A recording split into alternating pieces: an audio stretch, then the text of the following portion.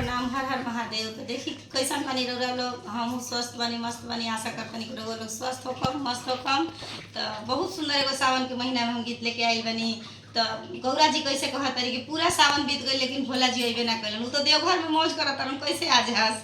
तो वही पे एगो बहुत सुंदर गीत बा, देखी कैसे बा कि अरे सगरी सावनवा बीती गइले हो हमारे भोला